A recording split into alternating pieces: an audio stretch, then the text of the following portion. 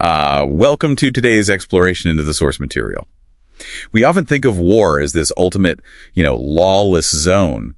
But when you look at the stack of legal documents we're diving into today, specifically Article 8 of the Rome Statute. Exactly. You realize there's actually a massive, rigid architecture governing all that chaos. Right, and our mission today is really to find that exact line where combat ends and a war crime begins. We're basically decoding the legal elements the International Criminal Court uses to, decide who belongs behind bars. It's a vital distinction because the law isn't trying to make war nice. It's trying to keep it from becoming total annihilation. Article 8 serves as a checklist. It doesn't just look at a tragic outcome, right? Right. It looks at the status of the victims and the very specific intent of the person pulling the trigger or giving the order.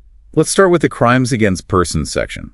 Most of us understand that willful killing or torture is a crime, but the source is getting incredibly granular about things like medical experiments. Yes, it explicitly bans non-therapeutic biological experiments. Which isn't about a medic trying a risky surgery to save a life. It's about treating prisoners or civilians like lab rats. That is a really heavy standard to meet. Yeah. And you see that same precision in how the law handles sexual and gender-based violence. Historically, those were often dismissed as collateral damage, but Article 8 codifies them as standalone atrocities. Take forced pregnancy, for example. The legal definition there isn't just the act of violence itself. It requires the victim to be forcibly confined with the specific intent to alter the ethnic composition of a population. Exactly. It's essentially a crime of demographic engineering. Which feels like a massive shift in how we view the rules of the fight. But what are the actual tactics on the ground? I always thought a ruse was just smart strategy, but there's a legal cliff you can fall off called treachery. It really comes down to trust. A ruse might be using camouflage or a fake radio message to trick the enemy. That's perfectly fine. But treachery is when you kill or wound an adversary by betraying their confidence in international law. Yes. If you wave a white flag of truce just to lure an enemy into an ambush, you've committed a war crime. If we can't trust the white flag, the war can never actually end. It's the same logic behind the ban on denying quarter. You can't just declare there will be no survivors. Even in the heat of battle, you cannot decide that everyone on the other side must die, and that extends to how you use the environment. Like utilizing human shields. Putting military objectives near civilians to keep the enemy from firing is a direct violation. The law also places a strict protective bubble around UN personnel and humanitarian missions. If you attack a peacekeeping convoy, you aren't just hitting a target, you are attacking the legal framework of global order. I noticed the sources also get into the tools of the trade. There's a ban on poison, and this one was a bit of a surprising fact for me, expanding bullets. You might know them as dum-dum bullets. They are designed to flatten or spread out inside the human body. The physical reality is horrific.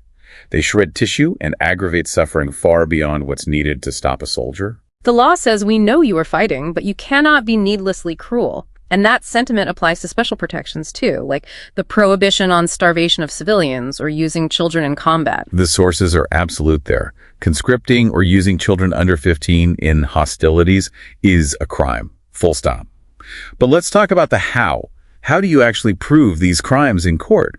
Because the commander could just say they didn't know that building was a hospital. That is the perpetrator awareness hurdle. It's part of the broader contextual element. You have to prove the person was aware of the factual circumstances. So if a pilot bombs a hospital, the prosecution has to show they were aware it was a protected site. But it's not a get-out-of-jail-free card.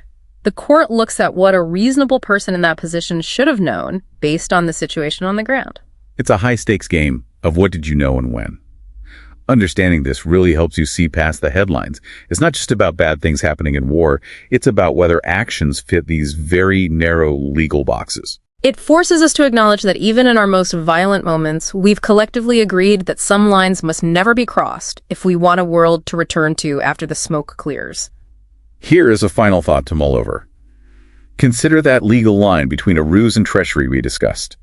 If a soldier uses a flag of truce to lure an enemy into an ambush, the law views that not as smart strategy, but as a war crime because it destroys the trust required to ever end a conflict. Where else in your life does breaking the rules of engagement make a future resolution impossible? Hey everyone, and welcome. You hear the term war crime all the time, right? It's in the news, it's all over social media, it's in big political speeches. But here's the thing, it's not just a powerful phrase, it's a very specific legal charge. So today we're going to demystify it and look at what the law actually says. So what is the line between a tragic act of war and a prosecutable war crime? Well, the answer isn't a matter of opinion. It's actually found in a super precise legal definition. It's less about political condemnation and way more about a strict legal process. Okay, so probably the easiest way to wrap your head around this is to think of a war crime like a recipe. To get a conviction, a prosecutor can't just throw most of the ingredients in and call it a day. Nope. They have to prove every single one. And in legal speak, these ingredients are called elements. And yeah, these elements are basically a legal checklist. And it is absolutely non-negotiable. A prosecutor can't just prove most of them. If you prove 4 out of 5, you lose. The case just falls apart. This all-or-nothing standard is totally fundamental to how international justice works. Now, what's really interesting is that out of all the dozens of specific war crimes listed in international law, pretty much every single one is built on the exact same 2 foundations. Think of them like the concrete slab that every single case has to be built on. Okay, so it really just boils down to 2 simple things. First, whatever happened had to be connected to a war. And second, the person accused had to know a war was going on. You don't have to be a lawyer. You don't need to know the fine print of the Geneva Conventions. You just had to be aware that, an armed conflict was happening around you. These 2 elements are basically the ticket to entry for any war crimes case. All right, theory's great, but let's see how this actually works in the real world. We'll start with one of the most common accusations you hear about, the intentional targeting of civilians. So the law is super clear on this. It's not just about civilians getting hurt in the crossfire. The crime is about intentionally directing an attack at them. And that word right there, intentionally, that is everything. It's not just that civilians were hurt, it's that they were the point of the attack. And boom, here's our recipe laid out. A prosecutor has to prove there was an attack, that the target was civilian, and, this is the really tricky part, that the person who did it intended for civilians to be the target. And look what we've got at the bottom, our 2 building blocks, right? The act was part of a war, and the person knew it. You gotta prove all 5 or you've got nothing. Okay, but war crimes aren't just about violence against people. The law also has a lot to say about protecting property. So let's look at a totally different kind of crime and see how that same legal structure holds up. And once again, look how specific the language is. It's not just that a building got knocked down, it has to be extensive and wanton destruction. And critically, it can't be justified by military necessity. That whole military necessity thing, that's a huge legal deal. It's basically the line that separates a legitimate act of war from a crime. So here's the checklist for this one. And you're starting to see the pattern, right? A prosecutor has to show the property was destroyed, that it wasn't a military necessity, that it was extensive, that it was legally protected, and yep, look at the bottom. There they are again, our 2 foundational building blocks. It is a really methodical, step-by-step process. So that raises a pretty important question, doesn't it? Does this whole legal setup apply the exact same way in every single conflict? Well, not exactly. The law actually splits conflicts into 2 big buckets. On one side, you've got your international conflicts. That's basically country versus country. And on the other, non-international conflicts, which are more like civil wars. Now, the specific lists of crimes might be a little different for each, but the big idea, protecting people who aren't fighting, that applies to both. The law is trying to limit brutality no matter who is fighting who. So, why have we been digging so deep into all these legal details? Why does all this matter? Well, because this incredible level of detail is exactly what makes accountability possible. It's what separates a political accusation from a legal conviction. This quote from the source material really just says it all.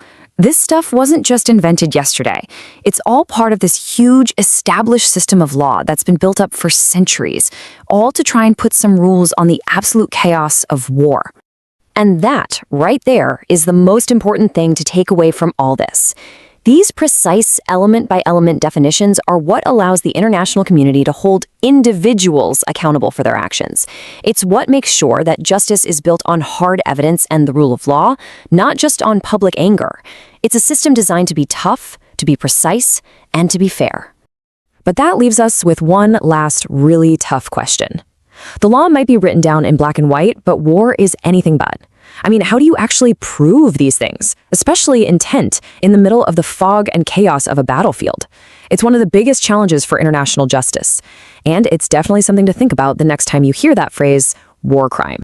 If you really stop to think about it, and I mean, really sit with this idea for a second, the concept of a war crime is almost a paradox. It feels like an oxymoron. It does. It absolutely does. It sounds like a contradiction in terms. Exactly, because think about the nature of war itself. War is, by its very definition, the breakdown of diplomacy. It is the moment where we stop talking and start shooting. It's violence. It's chaos. It's the ultimate failure of order.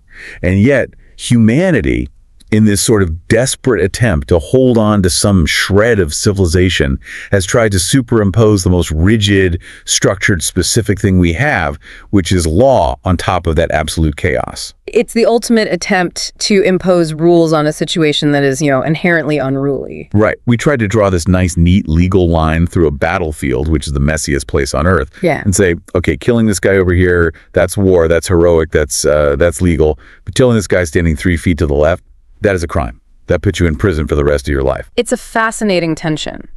And that line is often much, much thinner and way more technical than people realize. It's not always about, good guys versus bad guys.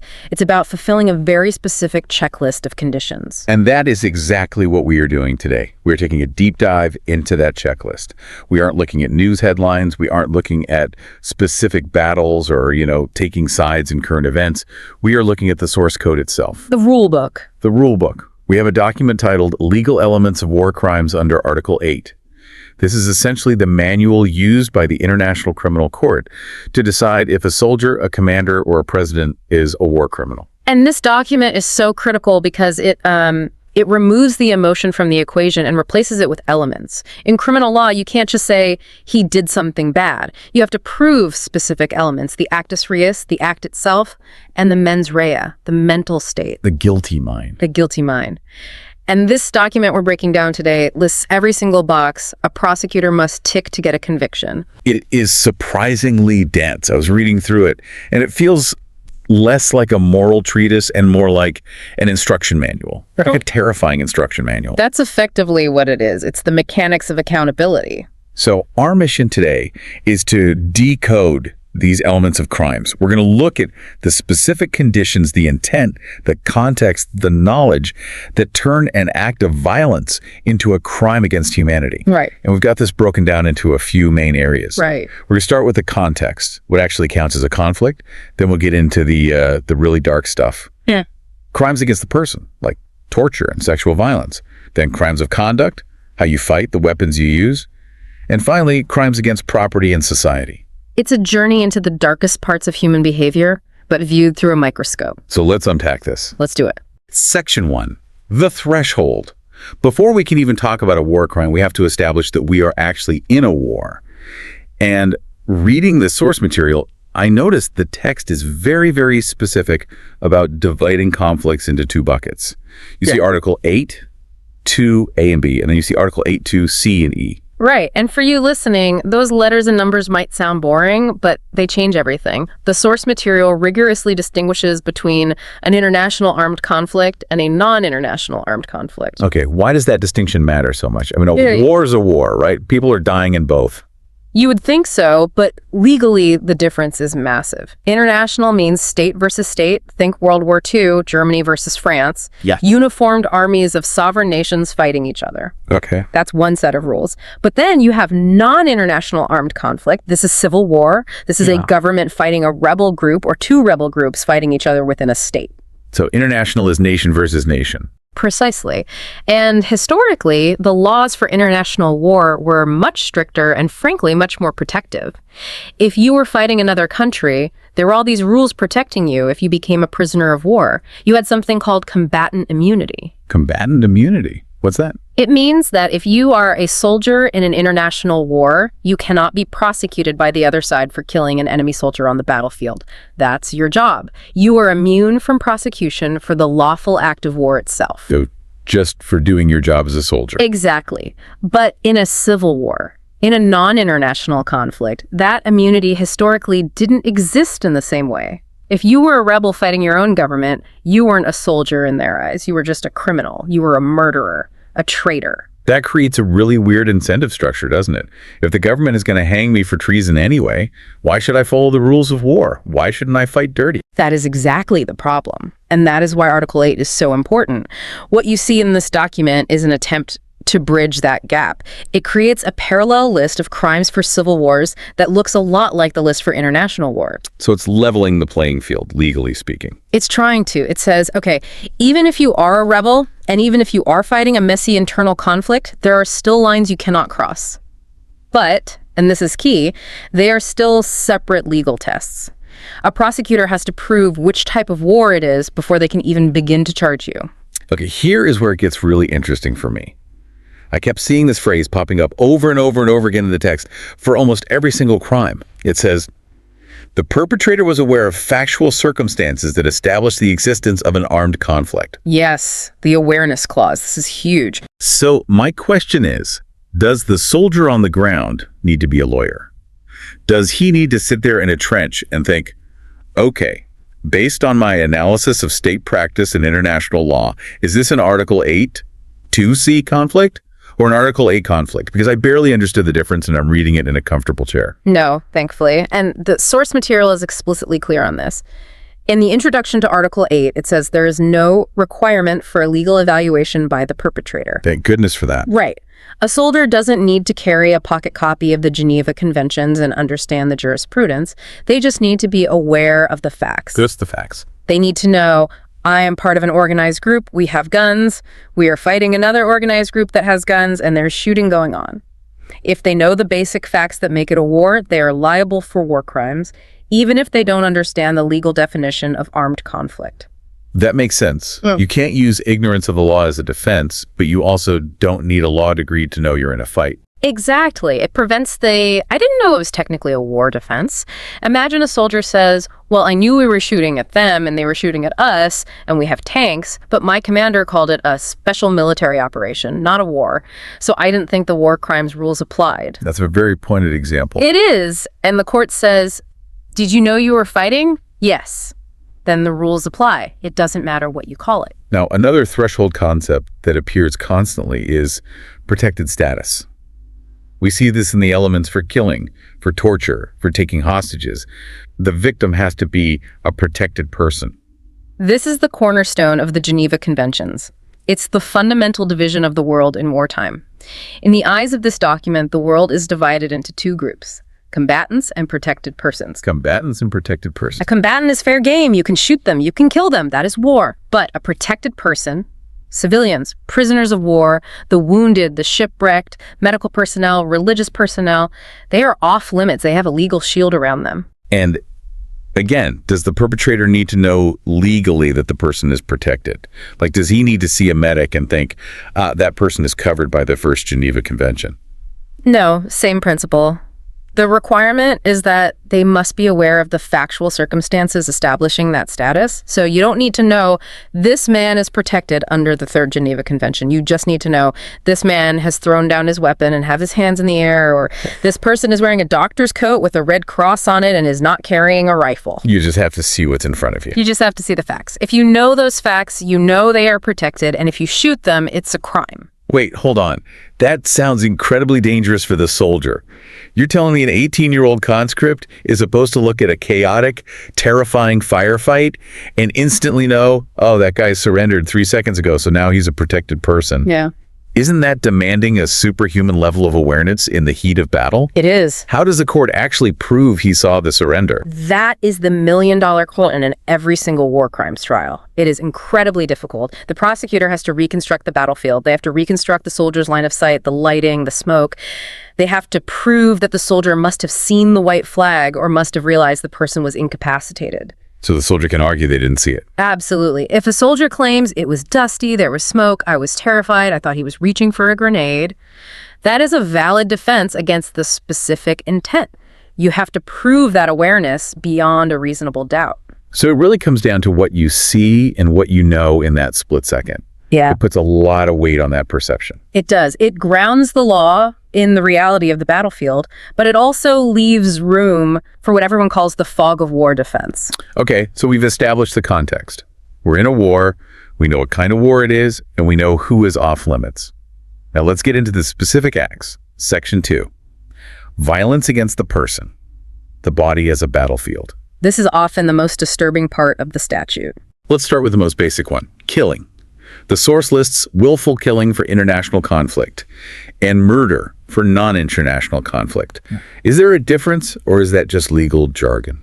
Functionally, there's very little difference. The elements are almost identical. The key is what we just discussed, the status of the victim. The protected status. Exactly.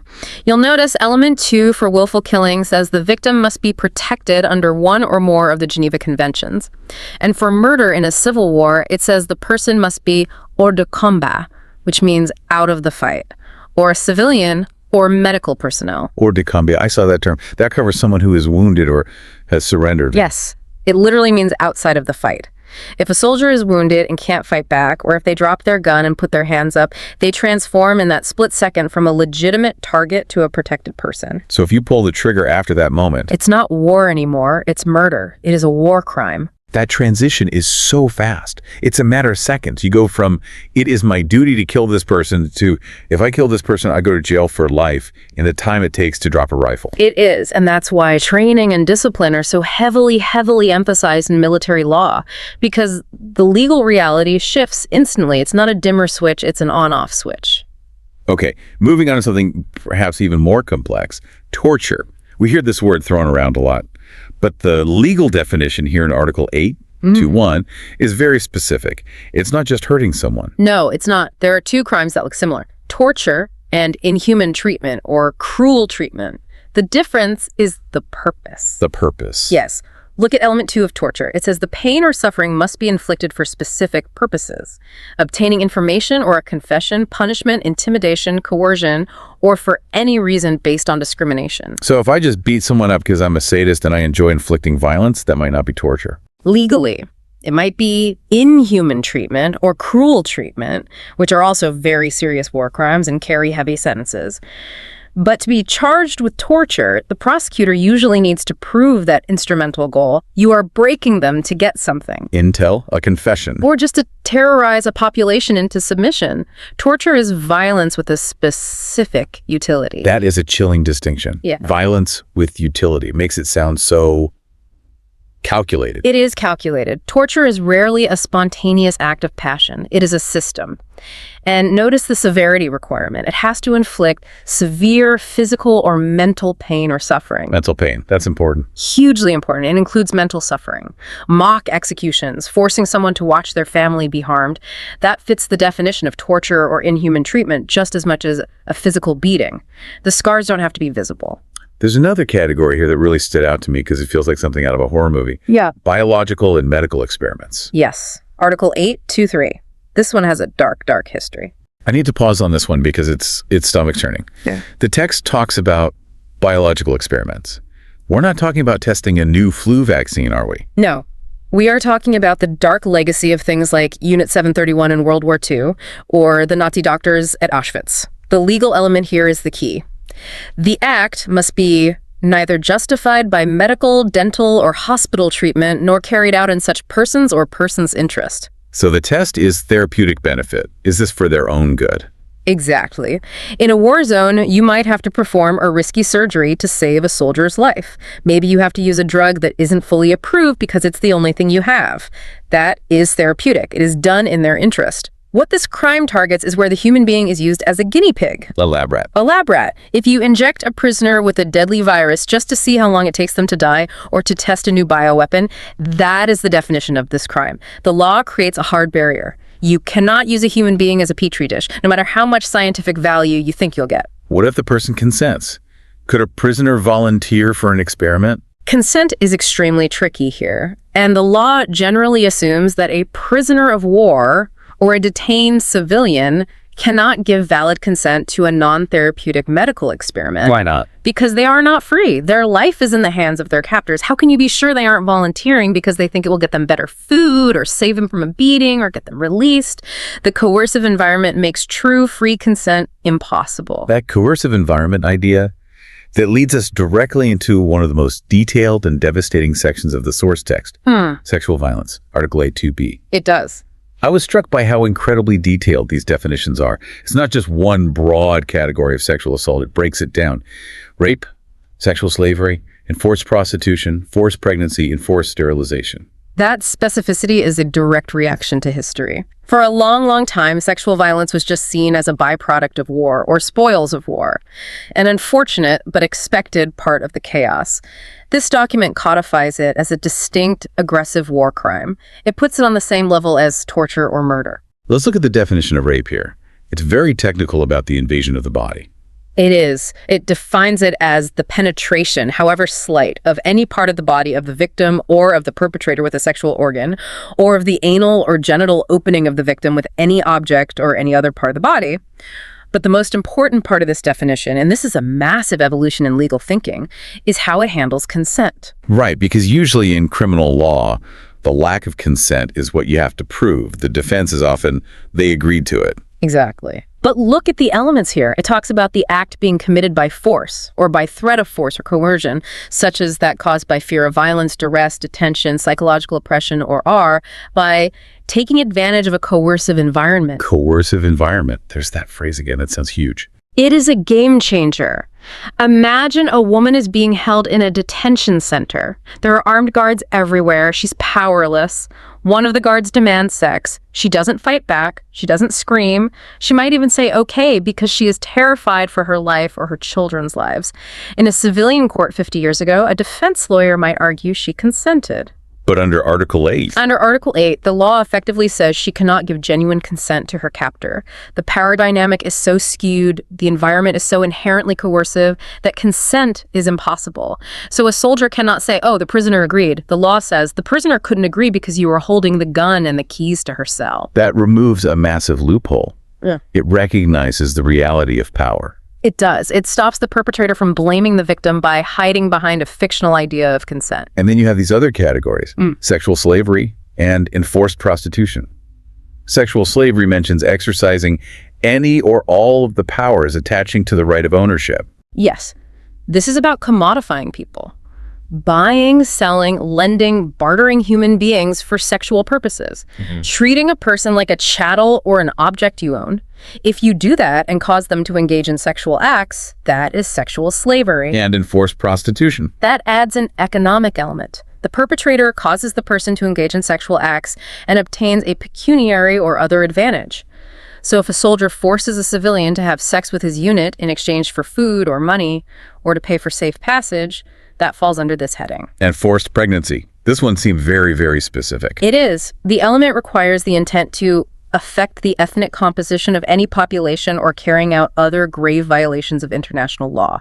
This was drafted largely in response to the genocidal rapes in the conflicts in the Balkans in the 1990s. So it's not just about the act of impregnation. No, it's the horror of raping women to impregnate them with the enemy's children, or to destroy the lineage of a targeted group. It is a biological weaponization of reproduction. It's not just a crime against the woman, it's a crime against the entire ethnic or religious group she belongs to.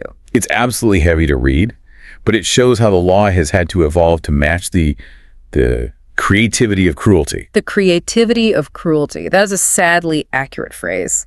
The law is always playing catch-up to the new ways humans invent to hurt each other. So we've looked at what you can't do to a person's body when they're in your power.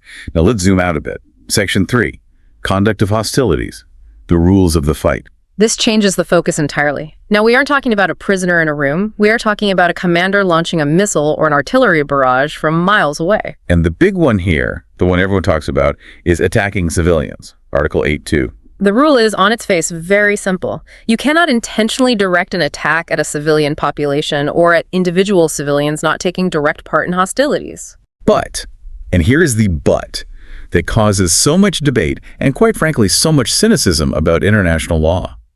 Civilians get killed in war all the time. every day. They do. And this brings us to the most debated, most difficult concept in the entire laws of war, proportionality, or as the source text calls it, excessive incidental death, injury, or damage. Article 8(2)(b)(4). This is the collateral damage clause. This is the collateral damage clause. The law acknowledges a grim reality. In war, civilians will die.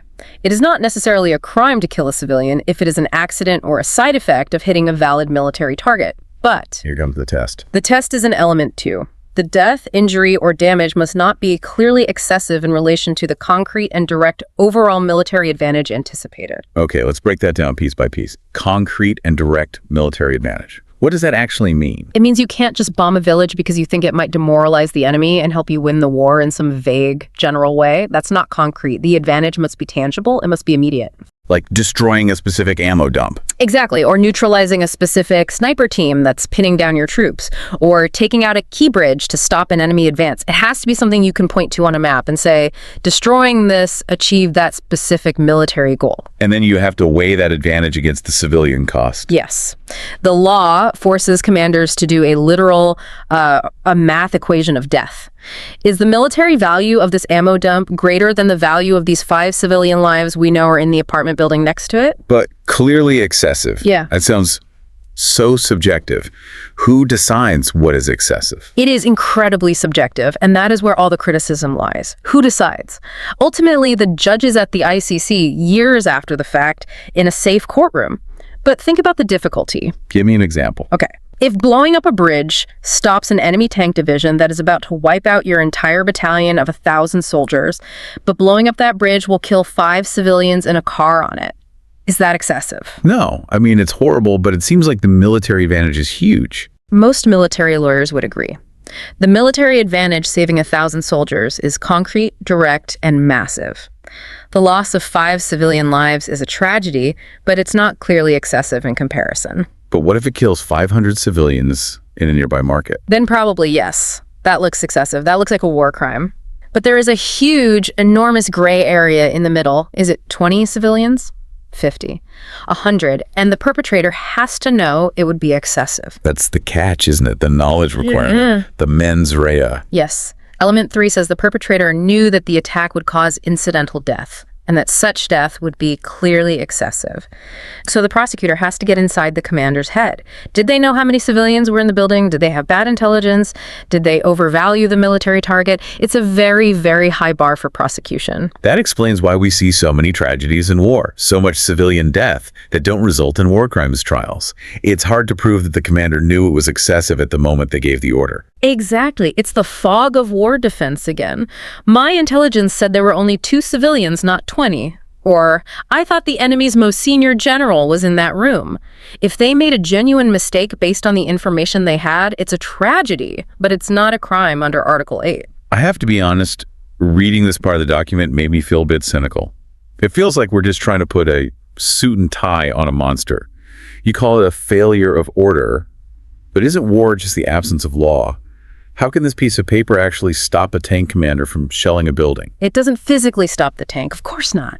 But what it does is it creates a system of post hoc accountability that, in theory, terrorizes the leadership.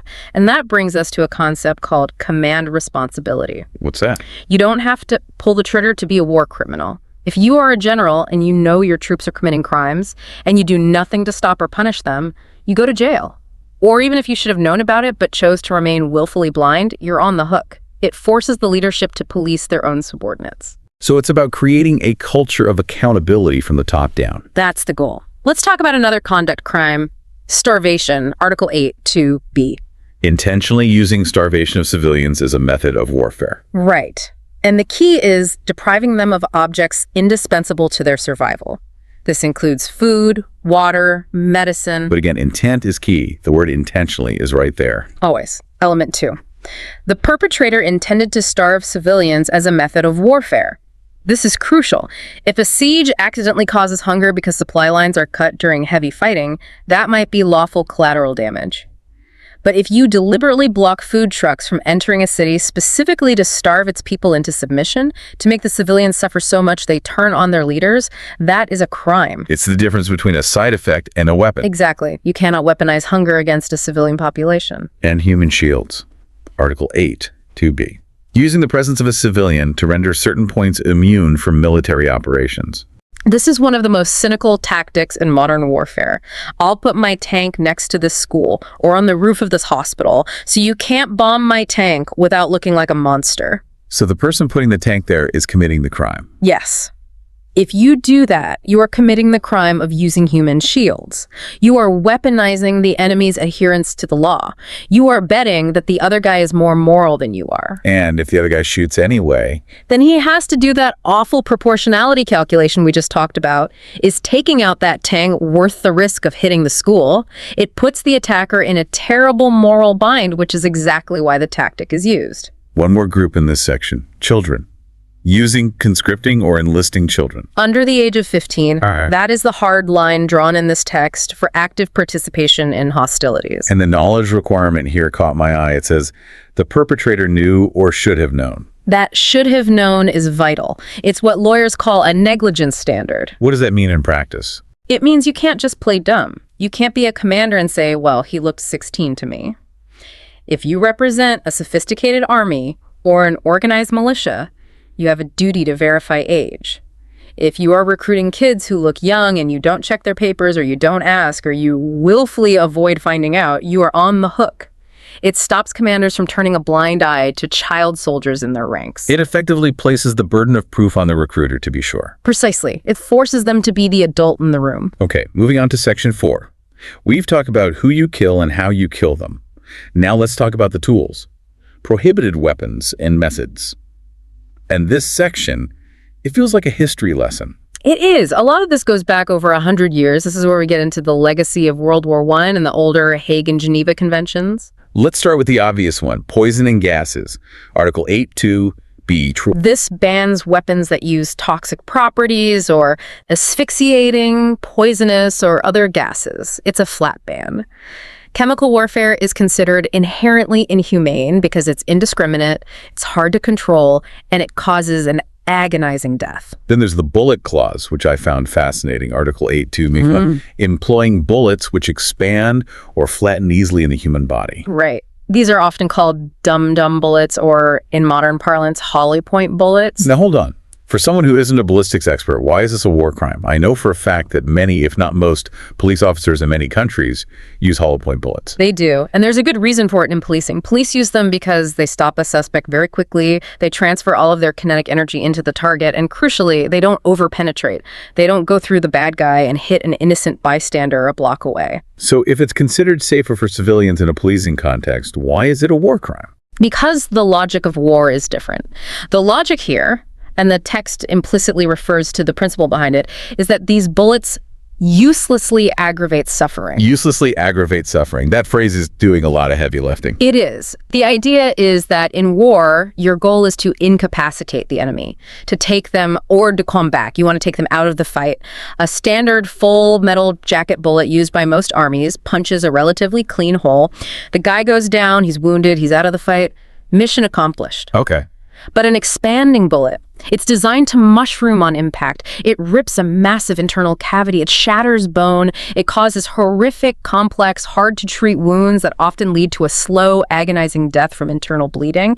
The law says you don't need to do that much damage just to neutralize a soldier. Therefore, that extra suffering is useless and thus illegal. That is such a fascinating and grim philosophical distinction. It implies that there is a level of useful suffering. Like shooting someone with a regular bullet is useful suffering, but ripping them apart inside is useless suffering. That is the grim calculus of the laws of war. It tries to balance military necessity with basic humanity. It admits you can kill, but it says, don't be nastier than you have to be. It's an attempt to enforce a sort of gentlemanly conduct on a slaughter. A very strange concept. There's also denial of quarter. Declaring that there shall be no survivors, or in order to take no prisoners. Article 8.2b.12. This is strictly forbidden. You cannot order your troops to wipe everyone out. You must always leave the option for surrender.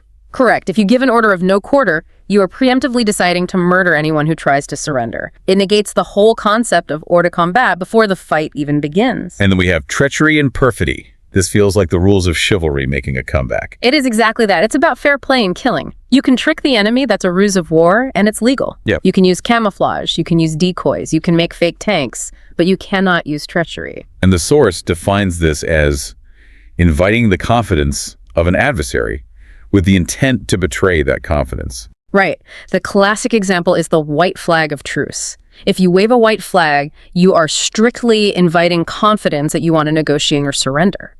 If the enemy commander comes out into the open to talk and your sniper shoots him, that is perfidy. That is a war crime of the highest order. Because it breaks the system of trust that allows wars to end. Exactly. If you abuse the white flag, then the next time someone waves it for real, they will just get shot. You destroy the very mechanism of surrender. And misuse of flags applies to other things too, right? Like enemy uniforms. Yes. You cannot fight while wearing the enemy's uniform. You can use it to spy, maybe, to get behind enemy lines, but you must take it off before you engage in an attack. And crucially, you cannot use the Red Cross, Red Crescent, or United Nations emblems to hide combatants or military equipment. That's the ambulance abuse rule. If you put a Red Cross on a tank to stop people from shooting at it, or if you transport ammunition in a marked ambulance, you are committing a war crime. You are eroding the protection for every real ambulance out there. You are endangering every real doctor and every real patient and every future conflict. This brings us to our final category, Section 5, property, culture, and dignity. Because war doesn't just destroy bodies, it destroys societies. And history. And memory. Let's start with good old-fashioned looting, pillaging, Article 8(2).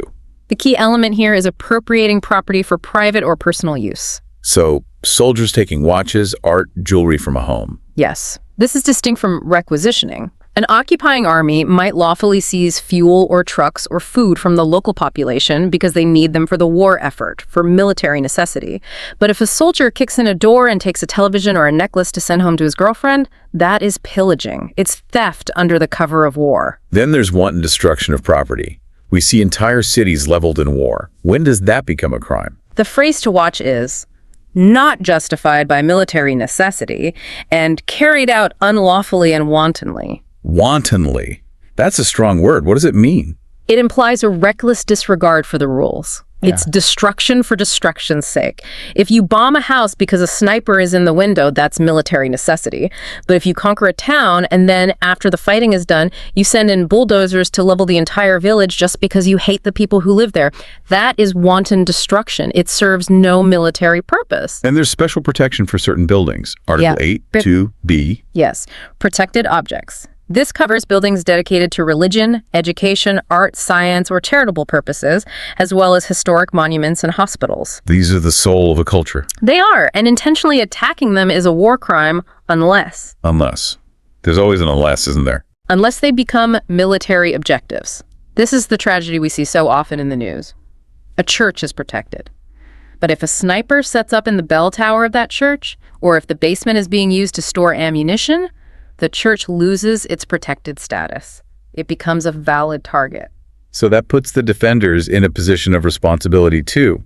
If you hide your soldiers in a hospital, you are effectively stripping it of its legal shield. Exactly. You are endangering the very object the law tries to save. You are committing a war crime yourself by doing so. Finally, there is a crime here that doesn't involve physical injury or property damage, but feels deeply, deeply personal.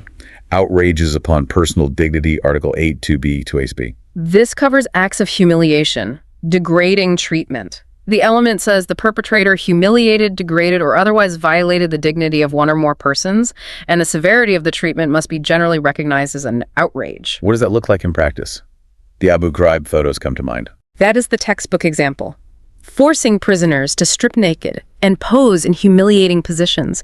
It can be desecrating dead bodies, taking trophies, posing for photos with corpses, mutilating them. Even the dead have rights to dignity here. They do. The dignity of the human person extends beyond death in the eyes of international law.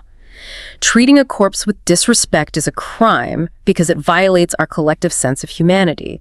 It's about not letting the victor turn into a beast. It's a powerful note to end the specific crimes on. It's not just about life and death, it's about dignity. It is. The law is trying to protect that last shred of humanity. So we've walked through this entire document. We've seen the threshold of conflict, the specific ways you can't hurt people, the weapons you can't use, and the things you can't destroy. It's a comprehensive catalog of don'ts for the battlefield. Synthesis time. When I look at all these elements together, the awareness, the intent, the context, the purpose, what is the big picture here? What's the one thing you want our listeners to take away from this? The big picture is that the law refuses to accept that war is just a series of accidents. That's the takeaway.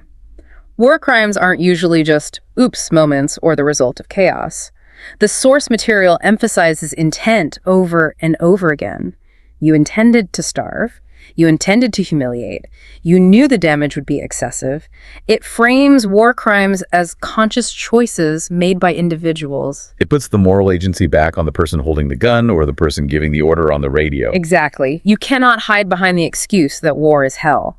The law says, yes, war is hell, but you still have a brain and you still have a choice. And if you make the wrong one, you will be held accountable. That is a hopeful thought, in a way. But I want to leave our listener with a provocative thought, something that occurred to me while we were talking about the useful suffering of bullets and the acceptable level of collateral damage. This document defines what is illegal. But by doing that, it implicitly defines what is legal. It says, don't use expanding bullets because they hurt too much. That implies standard bullets hurt just enough. It says, don't cause clearly excessive civilian deaths. That implies some number of dead civilians is acceptable. It's just part of the cost of doing business. It does. That is the unavoidable subtext of the entire system. So is this document a shield for humanity? Or is it actually a rule book for how to kill legally? Does it sanitize war by making us feel better about the lawful killing that happens every day? Are we just making ourselves feel civilized while we conduct slaughter according to a set of rules? That is the eternal question of international humanitarian law. It is the central paradox. Does regulating the horror just make it more palatable? Or does it, on the margins, save the few lives that can be saved in the midst of the fire? I think it's the latter, but the critique that it sanitizes violence is very, very real and something we have to grapple with. Something to mull over. We hope this deep dive gave you a clearer lens to view the news, to view history, and to view the complicated reality of conflict. It's a heavy topic, but understanding the rules is the first step to understanding the chaos. Thanks for listening to The Deep Dive. We'll catch you on the next one. Welcome to the debate. It's good to be here. War is chaos. That's the cliche, right? It's mud, it's noise, it's confusion. But today, we are looking at a document that attempts to impose the strictest possible order on that chaos. We're dissecting the elements of crimes for the International Criminal Court, specifically Article 8, War Crimes. It's a fascinating text. I mean, it's essentially a user manual for prosecutors. It breaks down some of the most horrific acts a human can commit. Genocide, torture, pillaging, into these dry mechanical checklists. Exactly. It's like a recipe book for justice. You know, if you want to convict a commander of willful killing, you need ingredients 1, 2, and 3. If you miss one ingredient, the cake doesn't rise and the criminal walks. And that brings us to the central tension we're wrestling with today. When you read these elements, what actually triggers the crime? Is a war crime defined by the dead bodies on the ground, the objective horror? Or is it defined by what was happening inside the soldier's head, the subjective intent? The classic law school battle, actus reus versus mens rea, the act versus the mind. Precisely. And my argument today is that Article 8 is, well, it's an absolute minefield of subjectivity. We like to think war crimes are obvious, black and white moral failures, but this text is just full of words like anticipated, intended, and knew. It suggests that you can commit a horrific act, but if your mind was in the right place, or rather, the legally defensible place, the reality of the crime shifts entirely. And see, that's where I take the opposing view. I think you're overreading the potential loopholes. When you look at the architecture of Article 8, specifically the introduction and the core crimes, it creates a robust, objective shield. It actually lowers the bar for knowledge significantly. The law doesn't care if a soldier understands the nuances of the Geneva Conventions. It cares if they pulled the trigger on a civilian. The system prioritizes the victim's reality, not the perpetrator's imagination. Well, let's test that, because I think the text says otherwise, and the implications are frankly terrifying for both the soldier and the civilian. Let's dive in. I want to start with the general introduction to Article 8. This is the preamble that sets the rules for every single crime that follows. If you want to argue that this document relies on complex mental gymnastics, paragraph A is a massive hurdle for your argument. No requirement for a legal evaluation. Right. It explicitly states, and I'm quoting here, there is no requirement for a legal evaluation by the perpetrator as to the existence of an armed conflict or its character as international or non-international. So what does that actually mean for a soldier on the ground? It means ignorance of the law is not an excuse. A soldier can't stand in the dock and say, "Your Honor, I knew I was shooting a prisoner, but I didn't realize this specific skirmish qualified as an international armed conflict under the 1949 conventions." You know, the court doesn't care.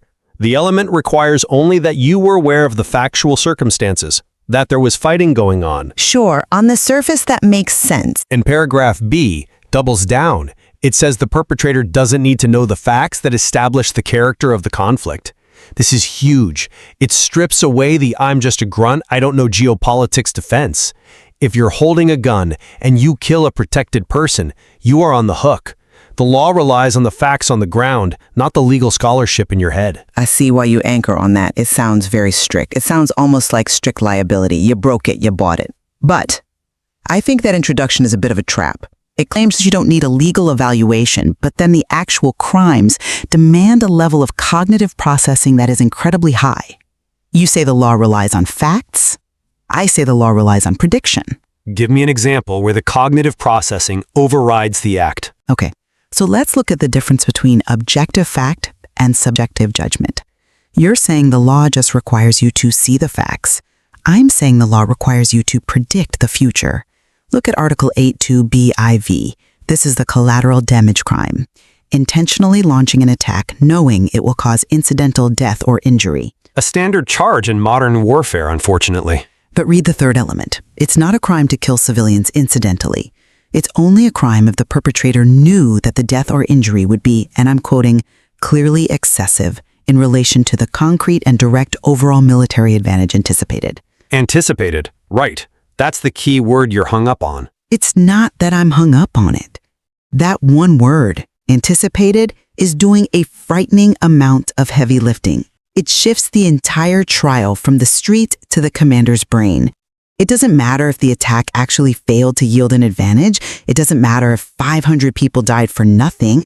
If the commander can convince the court that at that moment they anticipated a massive win that would justify the cost, they might walk. Well, you're framing it as a get-out-of-jail-free card. I see it as a fog of war reality check. You can't judge a decision made in seconds based on information discovered years later.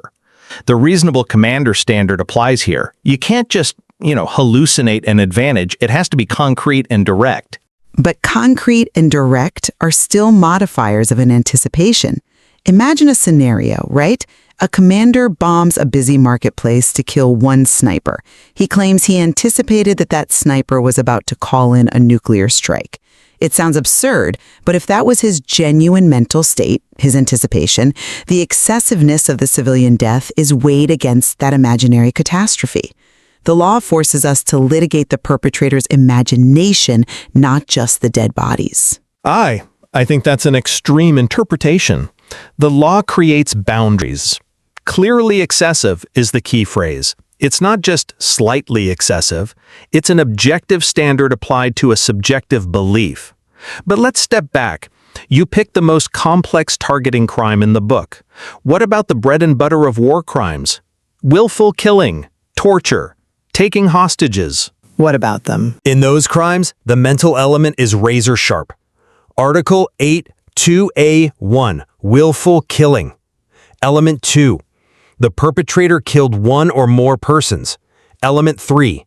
Such person or persons were protected. Element 4. The perpetrator was aware of the factual circumstances that established that protected status. That's it. Aware of factual circumstances. Yes.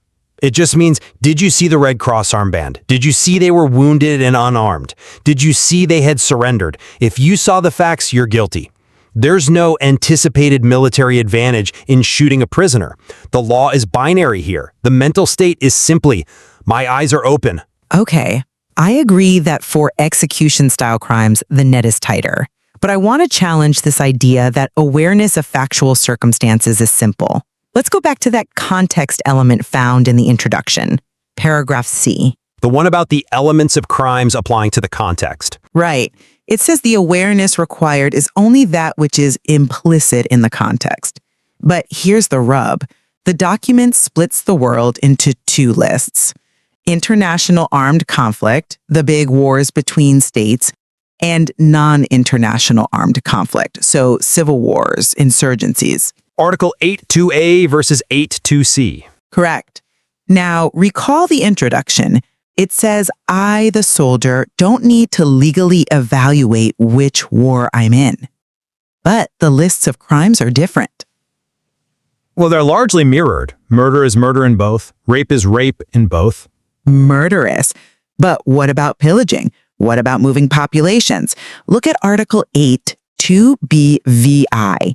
In an international conflict, the transfer directly or indirectly by the occupying power of parts of its own civilian population into the territory it occupies is a war crime. Think settlements. Right, a clear violation of sovereignty and the Geneva Conventions. Now, flip to the non-international section, Article 8, 2E.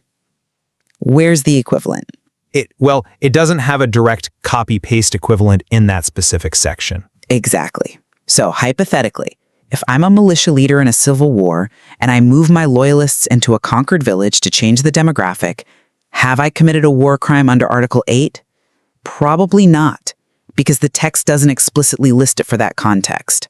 But if I do the exact same physical act in an international war, I go to prison. So you're arguing that because the lists aren't identical, the context element becomes a trap? I'm arguing that the introduction lies to the soldier. It tells them, don't worry about the legal classification of the war, just don't do bad things.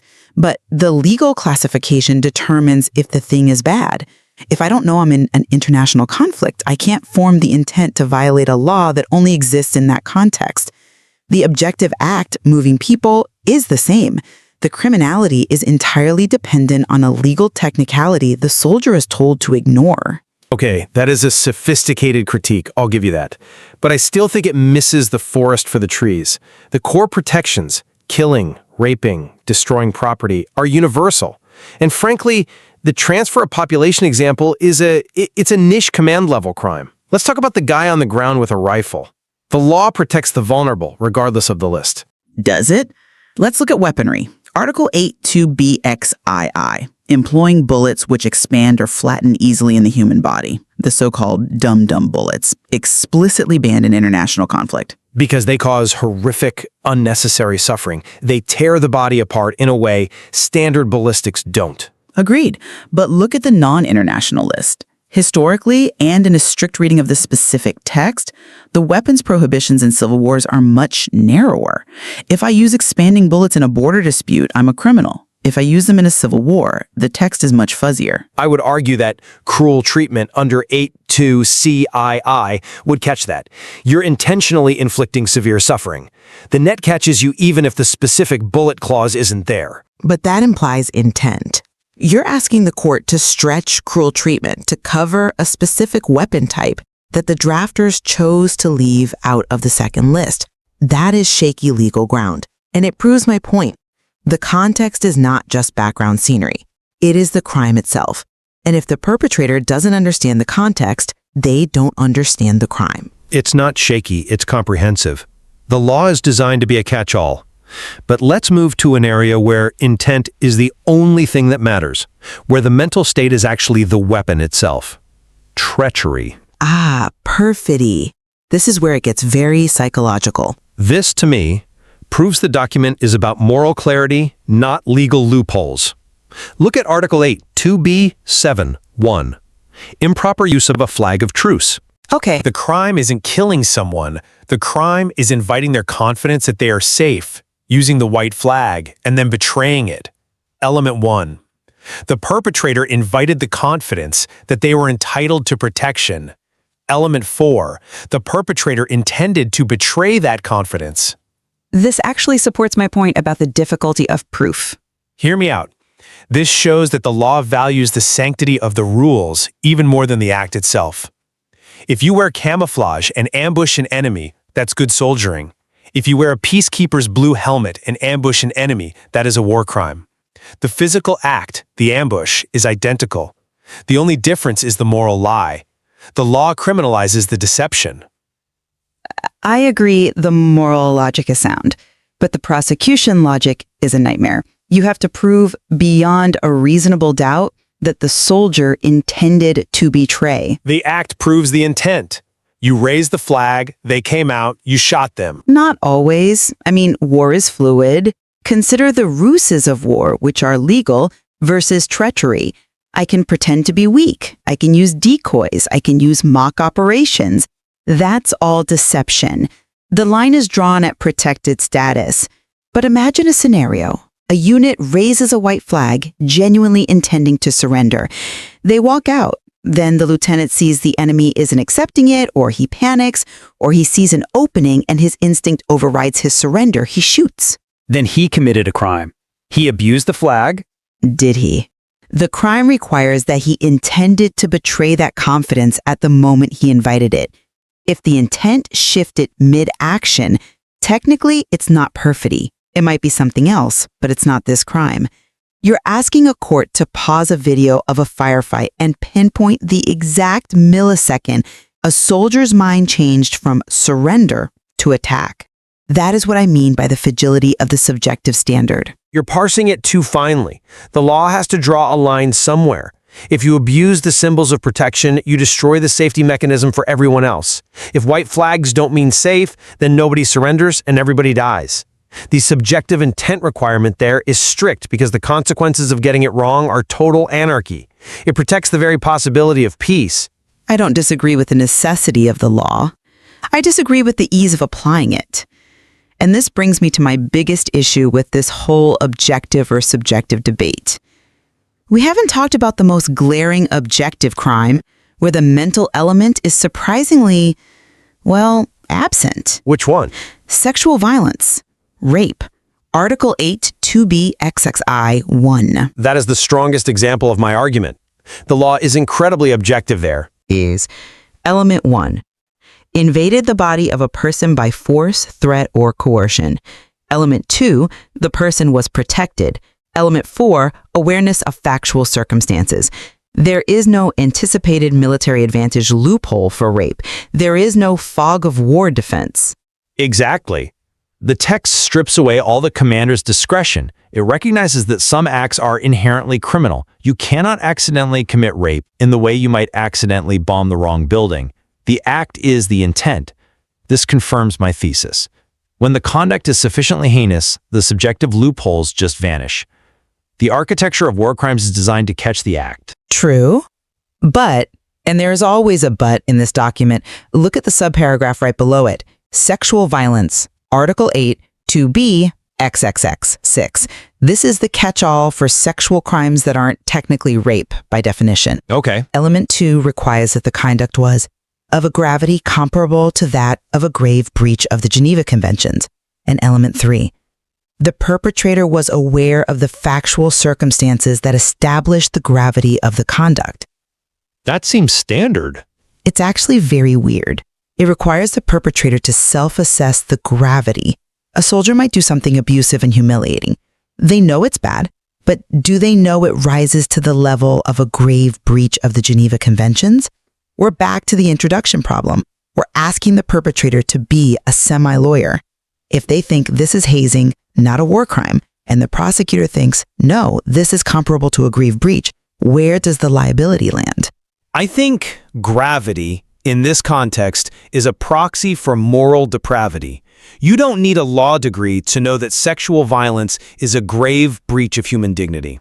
The factual circumstances are simply, did you violate this person? If yes, you should know it's grave. Should know. That is the phrase that prosecution loves and the defense hates. But we have to operate on should know. Otherwise, we incentivize stupidity. If we let "I didn't think it was that bad" be a valid defense, we might as well just close the court. The law expects a basic level of human decency. And that brings us to the fundamental divide here. You see Article 8 as a shield for the innocent. You believe the factual awareness standard is enough to catch the bad guys without entrapping the confused ones. I do. The architecture is sound. It differentiates between the heat of battle and cold-blooded crime. If you target civilians, if you abuse prisoners, if you rape, the facts convict you. The mental element is just a check to ensure we aren't punishing reflexes or accidents. It protects the honest soldier while condemning the criminal. And I see it as a maze. A maze where the difference between a war hero and a war criminal often comes down to what they anticipated, what they intended, and whether they realized which list of crimes applied to their specific conflict. The objective harm, the dead bodies, is often identical in both cases. The verdict relies on the ghost in the machine, the mind of the soldier. Well, the law is a human invention. It can never be perfect. But Article 8 is the best attempt we have at drawing a line in the sand. A line in the sand, explicitly designed to be drawn in a storm. I like that image. It's terrifying. We encourage you, the listener, to pull up the text of Elements of Crimes. Read Article 8. Look at the mental element footnotes. Ask yourself, if you were in the chaos of a conflict, would you know which side of the line you were on? And more importantly, would a jury agree with you 10 years later? Thanks for listening to the debate. Until next time.